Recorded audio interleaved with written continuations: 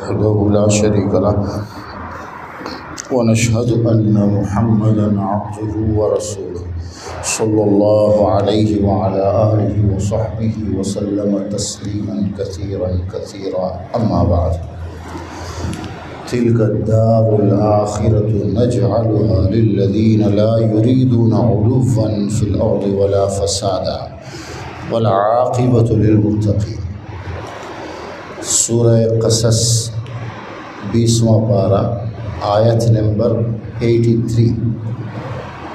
نماز میں بھی یہی آیت پڑھی گئی ہے پہلی رکعت کے اندر۔ تلک وہ آخرت کا جو مکان ہے، تلک الدار الآخرہ، آخرت کا جو گھر، ٹھکانہ، مکان، اسے بیان کرنے کے لیے اللہ نے تلکا کہا ہے۔ تلکا اس میں اشارہ للبعید ہے، جو بہت دور ہو اس کے لیے تلکا آتا ہے۔ تو جنت بہت اعلیٰ ہے، بہت بلند ہے۔ جنت اتنی بلند ہے، اتنا اونچا مقام ہے کہ اسے حاصل کرنا اتنا آسان نہیں ہے۔ تلک الدار الآخرہ للذین، اور یہ بلند مقام جو عام طور پر انریچبل ہے، اس تک پہنچنا آسان نہیں ہے، لیکن اللہ نے اسے بنایا ہے ان لوگوں کے لیے، للذین، جو زمین کے اندر دنیا میں اپنے آپ کو بلند نہیں رکھتے، جو تکبر سے خالی ہے۔ انسانی فطرت یہ ہوتی ہے کہ وہ جہاں رہتا ہے ان سب پر اپنے آپ کو بڑا سمجھنے لگتا ہے۔ وہ یہ کوشش کرتا ہے کہ میں سب سے اونچا رہوں، اور یہ اصل میں شیطانی صفت ہے۔ اس دنیا کی، اس کائنات کو بنانے کے بعد اللہ نے، جب پہلے تو کچھ نہیں تھا، اللہ نے ساری کائنات کو بنایا، انسانوں کو بنایا، جنات کو بنایا، فرشتوں کو بنایا، پھر آدم علیہ السلام کو بنایا، جنت میں رکھا۔ سب سے پہلا جو گناہ ہے اس کائنات میں، سب سے نمبر 1، پہلی بار جو اللہ کی نافرمانی ہوئی، وہ شرک نہیں تھا، کفر نہیں تھا، کفر تو تھا، انکار، وہ جو ہے کبر ہے، تکبر۔ یہ سب سے پہلا گناہ جو شیطان نے کیا۔ وَإِذْ قَالَ رَبُّكَ لِلْمَلَائِكَةِ اسْجُدُوا لِآدَمَ فَسَجَدُوا إِلَّا إِبْلِيسَ، جب آدم کو اللہ نے بنا کر پیدا کر کے فرشتوں سے کہا کہ تم اسے سجدہ کرو، فرشتوں نے سب نے سجدہ کیا، مگر ابلیس نے نہیں کیا۔ ابا واستکبر، انکار کیا اور تکبر کیا۔ سجدہ نہ کرنے کی وجہ کیا ہے؟ اللہ نے جب اس سے پوچھا تو نے سجدہ کیوں نہیں کیا؟ قال انا خیر منہ، شیطان نے کہا میں تو اس آدم سے بہتر ہوں، میں گریٹ ہوں، میرا مقام اس سے بڑا ہے۔ کیوں؟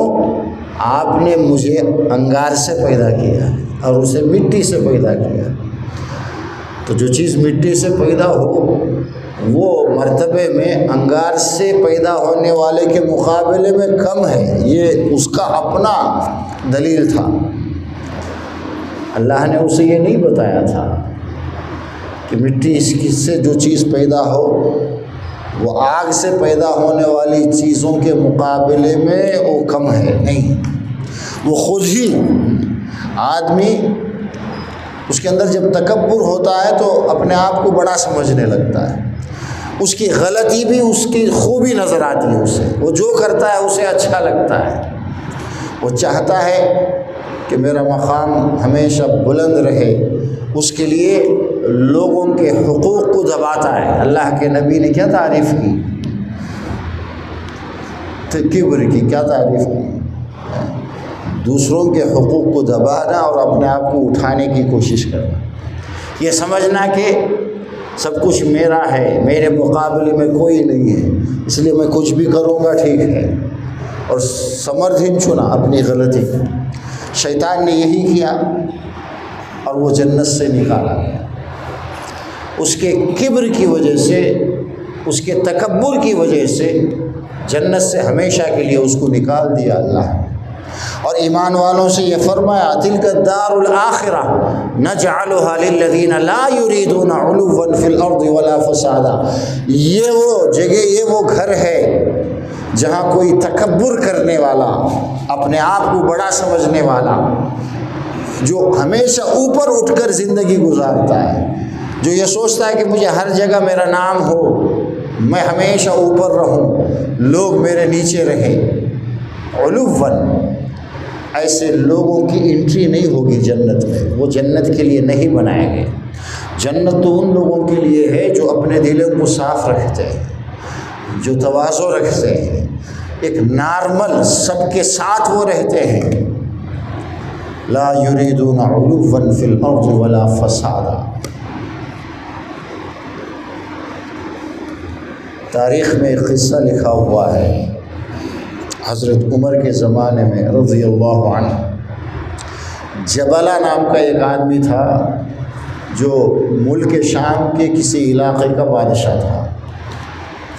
وہ مسلمان ہو گیا اور پھر عمرے کے لیے مکہ آیا۔ مکے میں وہ طواف کر رہا تھا، ایک معمولی سی آدمی نے اس کے چادر پر، اس کے کپڑوں پر اس کا پیر لگ گیا، پیر پڑ گیا، کھند لیا۔ اس نے دیکھا ایک معمولی آدمی ہے، میرے کپڑے کھندلا ہے، ایک لگایا، اس لگاتے ہی اس کی ناک ٹوٹ گئی، اور اس نے حضرت عمر رضی اللہ تعالیٰ عنہ سے شکایت کی۔ حضرت عمر کے سامنے لایا گیا۔ حضرت عمر نے کہا کہ اب ایک ہی ہے، یا تو تم اس سے معافی مانگ لو، وہ معاف کر دے اپنی خوشی سے، یا پھر وہ بھی تمہاری ناک پھوڑے گا۔ اس نے کہا یہ کیسے، میں تو بادشاہ ہوں، میں تو یہ سوچ کے مسلمان ہوا تھا کہ مسلمان ہونے کے بعد میری عزت اور بڑھے گی، اس سے میں معافی مانگوں، یہ کیسے پاسبل؟ حضرت عمر نے کہا کہ اسلام میں دونوں برابر ہیں، کوئی بڑا ہے تو اس کے تقوی اور کتنا اس کا اللہ سے تعلق، اس سے وہ بڑا ہوتا ہے۔ کسی خاندانی وراثت سے، کسی بڑے خاندان میں پیدا ہونے سے، کہیں کا کوئی بادشاہ ہونے سے، یا بڑا تاجر ہونے سے، کسی اس کے پاس دنیاوی چیزیں بہت زیادہ آ گئی، یا اس کے پاس لوگ بہت زیادہ، ان سب چیزوں سے کوئی بڑا نہیں ہوتا ہے، سب برابر ہیں۔ یا تو تم اس سے معافی مانگ لو، وہ معاف کر دے تو بچ جاؤ گے، یا پھر وہ بھی ایک تھپڑ لگائے گا، بدلہ لے گا۔ اس نے کہا کہ ٹھیک ہے، مجھے ایک رات سوچنے کے لیے دیجیے۔ حضرت عمر نے کہا ٹھیک ہے، سوچ لو۔ رات میں اسے یہ بات بہت لگی کہ یہ میں کیسے معافی مانگوں، میں تو بادشاہ ہوں، میں جسے چاہے بے عزت کروں، جسے چاہے ماروں، یہ تو کیسے ہوگا؟ راتوں رات اپنے لوگوں کو لے کر وہ بھاگ گیا، اور بھاگ کر قیصر کے پاس، روم ملک اس وقت کا جو سپر پاور تھا، بعد میں وہ بھی ختم ہو گیا، وہاں پہنچ گیا اور اسلام کو چھوڑ دیا، عیسائی بن گیا۔ لیکن اخیر میں وہ بہت شاعر بھی تھا، قوی تھا، اس نے عربی میں اس نے لکھا، ایک تھپڑ کے آر سے، کہ مجھے کوئی ایک تھپڑ مارے، ایک مار کی وجہ سے میں نے کتنا غلط قدم اٹھایا، اسلام کو چھوڑ دیا، دین کو چھوڑ دیا، اور یہاں آ گیا، نصرانی بن گیا۔ کیا ہوتا اگر کوئی مجھے ایک تھپڑ مار لیتا؟ جب ریئلائز ہوا تو اس نے اشعار لکھے۔ ہم بھی ایسا بہت کرتے ہیں، اس کے سامنے دبنے کا کیا ہو؟ اگر کوئی حق پر ہے اور ہم حق پر نہیں ہیں تو ہم کو جھکنا چاہیے۔ اس کے ساتھ ساتھ غلط طریقے سے اپنے لیے اپنے بچوں کے لیے خوب جمع کرنا کہ ان کی ایک پوزیشن ہو، وہ بعد میں جو ہے ایک پوزیشن میں رہے، اس کی فکر نہ کرنا کہ وہ ان کے اخلاق کیسے ہیں، ان کا کردار کیسے ہے، وہ کیسے ان کی تربیت ہو رہی ہے۔ صرف آدمی پیسے سے، اچھے مکانات، یہ سب دنیاوی جو سورسز ہیں کسی بھی طریقے سے کما کر لا کر ان کی جھوٹی شان رکھنا چاہتا ہے۔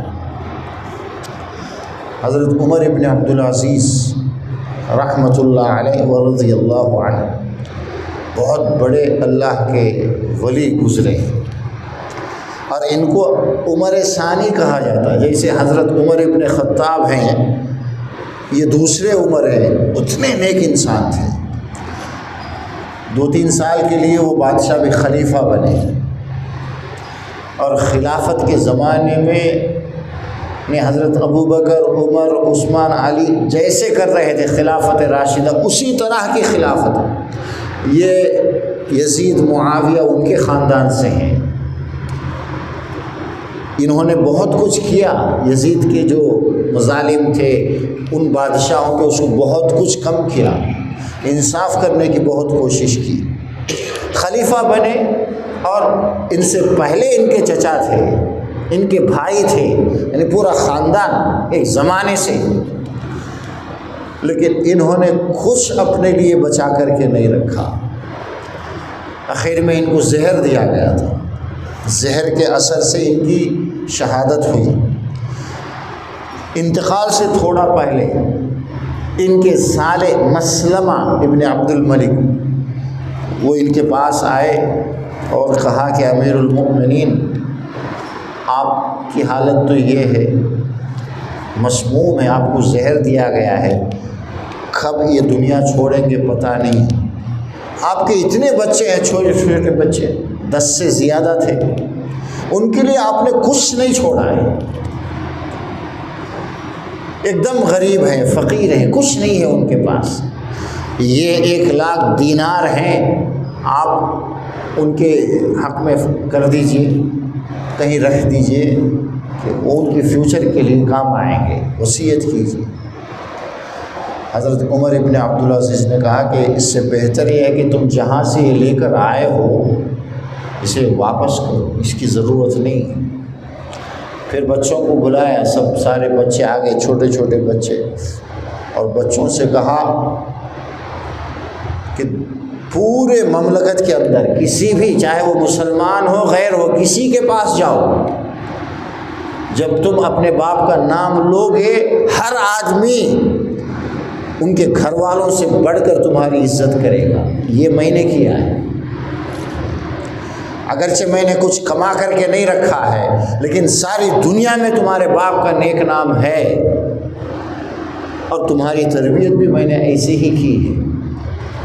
دیکھو، اگر میں تمہیں ادھر ادھر سے مال لا کر کے دوں گا، میں دے سکتا ہوں، خلیفہ ہوں، دوں گا، تم کو تو مالدار بنا دوں گا، لیکن مجھے دوزخ میں جانا پڑے گا، جواب دینا پڑے گا۔ اور اگر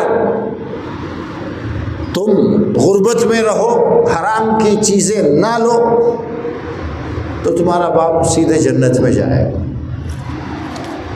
تو مجھے یہ پسند ہے کہ تم اسی حال میں رہو، دل سے اپنے بچوں کو اسی طرح غربت میں رکھنا ان کو پسند تھا کہ ناحق چیزیں جمع کر کے ان کو دے دے، اور بعد میں ان کا حساب ہو، پتہ نہیں کیا ہوگا۔ پھر کہا کہ ٹھیک ہے، اب جاؤ۔ وہ اس کمرے سے باہر نکل رہے تھے، ان کے ساتھ ان کی ماں بھی تھی، ان کی بیوی کا نام بھی فاطمہ ہے، اور صالح اور بیوی بچے نکل رہے تھے، تو وہ اچانک آواز آئی، انہوں نے کہا مرحبا، ایسے ہی کچھ ان کی آواز بول رہے تھے، آؤ، ویلکم، خوش آمدید۔ کیا بہترین چہرے ہیں، یہ تو انسان اور جنات تو نہیں لگے، عجیب خوبصورت چہرے ہیں۔ اور پھر یہی آیت پڑھ کر تلک الدار الآخرۃ نجعلها للذین لا یریدون علوا فی الارض ولا فسادا والعاقبۃ للمتقین، یہ پڑھتے پڑھتے سانس رک گئی اور ان کا انتقال ہو گیا۔ باہر سے ان کے سالے نے بہن سے کہا کہ مجھے یقین ہے کہ ان کی روح نکل چکی ہے، جا چکے ہیں، وقت کے خلیفہ تھے، حقیقت سمجھ گئے کہ جنت میں جانا ہے تو اپنے آپ کو بہت ہی تواضع میں رکھنا پڑے گا، تکبر دور کرنا پڑے گا، ادھر ادھر الٹے سیدھے طریقوں سے جھوٹی شان کے لیے مال جمع کرنے میں کوئی فائدہ نہیں۔ محنت سے حلال طریقے سے روزی کمائے آدمی، کسی کا حق نہ مارے، کم ہے اس میں بھی زندگی گزر جائے گی۔ زندگی اور روزی اللہ کے ہاتھ میں ہے، وہ اگر آپ حلال طریقے سے اچھے طریقے سے ارادہ کریں گے اسی طرح وہ روزی دے گا۔ تو جنت میں جانے کے لیے پہلی چیز یہ ہے کہ آدمی کے اندر تکبر نہ ہو۔ اللہ کے نبی نے فرمایا مثقال ذرہ، ذرہ کہتے ہیں وہ یونٹ جو دنیا میں سب سے جو چھوٹی ہو اسے ذرہ کہا جاتا ہے۔ ایٹمی ذرات وہ آنکھ سے نہیں نظر آئیں گے، آپ کو اس میں دیکھنا پڑے گا۔ جو سب سے چھوٹی چیز ہوتی ہے اس سے کوئی چھوٹی چیز نہ ہو اسے ذرہ بولتے ہیں، جو آپ دیکھ بھی نہیں سکتے ہیں۔ معمولی اتنا سا بھی اگر تکبر کسی کے اندر ہوگا، میں پنا، وہ جنت میں نہیں جا سکتا ہے۔ اپنے اندر سے اس چیز کو نکالنا پڑے گا۔ یہ شیطانی صفت ہے جس کی وجہ سے وہ ہمیشہ کے لیے مردود ہو گیا، جنت سے نکالا گیا۔ اللہ کو بالکل ناپسند ہے کہ اس کا کوئی بندہ تکبر میں مبتلا ہو۔ اس لیے انسان کو اپنے دل کا جو علاج ہے، دل کو جو صاف کرنا ہے، سب سے پہلے تکبر اور میں پنے کو دور کرنا ہے۔ اگر وہ دور ہو گیا، آدمی نارمل ہو گیا، پھر جنت کا راستہ اس کے لیے آسان ہوگا۔ سبحانک اللہم و بحمدک، نشہد ان لا الہ الا انت، نستغفرک و نتوب الیک۔